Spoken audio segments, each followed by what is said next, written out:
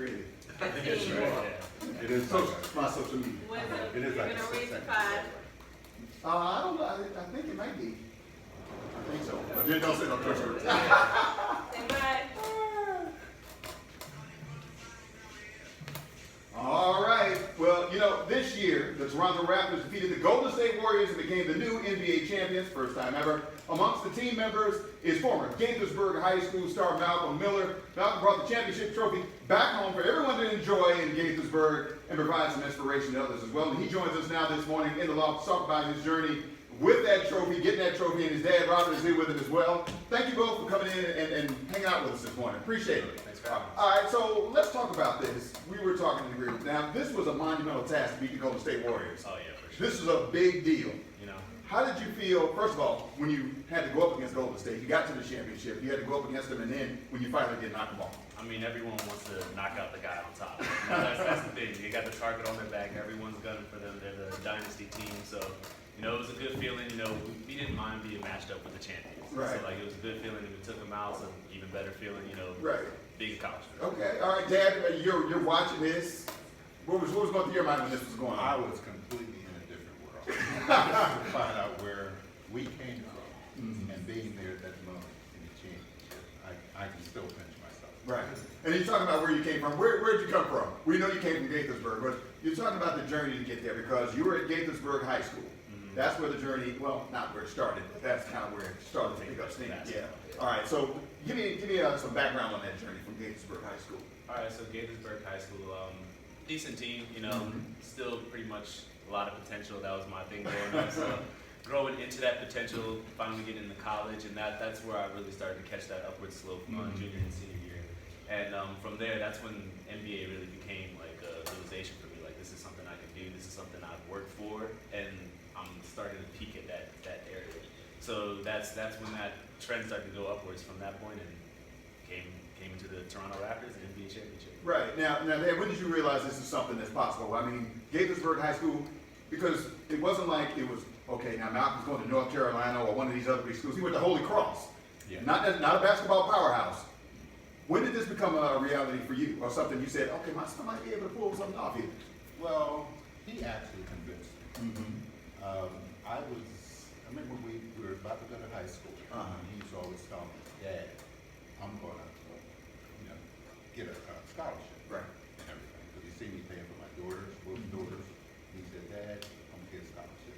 Got in 11th grade. I said, okay, Malcolm, if you do that, I will buy you a new car when you graduate. Okay, and it worked? And it worked. Okay, all right. My challenge. You got a challenge. That's not a bad deal. I think I might try to pull it off my daughter. I might try to pull it off. Said I get a free ride, or you got to give me a free ride. Oh, that's good. I like that. I'm going to use that. All right, so you go to Holy Cross. All right, you're playing basketball at Holy Cross. What happens there? I mean, again, because it's not like it's a basketball powerhouse. Right. So I'm sure there were some challenges there as well. Oh, definitely growing pains, coming from, Gaithersburg, even a D1 basketball, there's a steep learning curve, and, your freshman year, you gotta, get knocked around a little bit by the seniors and everything. But, I mean, I really started to come into my own when, we played North Carolina. We had a close game against them my junior year. And then really my coach brought me in, Milan Brown, assistant coach at Pitt now, and he's just told me, all right, you gotta start taking this serious. Right. This is your chance to blossom. This is your chance to grow, and it's an upward trend from here. And when he said that, he really beat it into me, and that's when I really started to, assert myself in the league and assert myself as an NBA prospect. Okay, all right, and you got a chance to bring that trophy. You ride it, and we see you right here, and we saw you right there in the parade. You brought the trophy back to Gaithersburg as well. Oh, yeah. The Larry O'Brien trophy, I just happened to be there, and I appreciate that. But that Larry O'Brien trophy, what was it like to bring that here to this area? I see Dad's got the trophy too. Oh, yeah. To bring that to this area, and why did you decide to do that? You said, okay, I'm going to take this back to Gaithersburg now.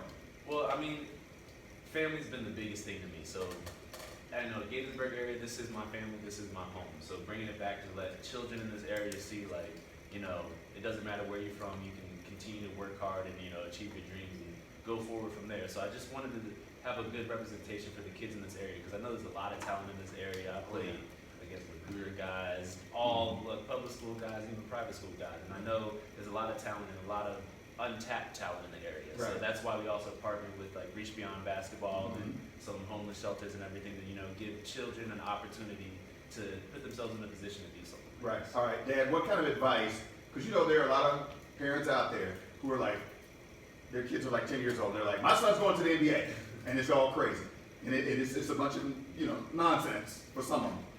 What kind of advice, as a dad, would you give to people out there who are trying to do the same thing that your son did, you and your son were able to do? Well, my wife and I, we always concentrated on goals. Of course, everyone has goals, but I added an extra piece to that. Pick one of the goals that you would want, and I would call it crystallize. Think about it. Give yourself the image of yourself actually being there. Obviously, this is something that my kids believe in, and he's actually done. Because who would have ever believed that he would be playing in the NBA championship? And a champion. Yeah. And a champion. And we'll get a ring. And you're gonna get the big ring. Well. You're gonna get the big ring, all right? What kind of advice would you give to young people? I know you said that, you gotta put in the work, but what kind of advice would you give to young people who are out there watching you right now? Because a lot of times, again, we talk about NBA success stories. We hear a lot of stories, people from bad backgrounds, people with all these different challenges. So what kind of advice would you give?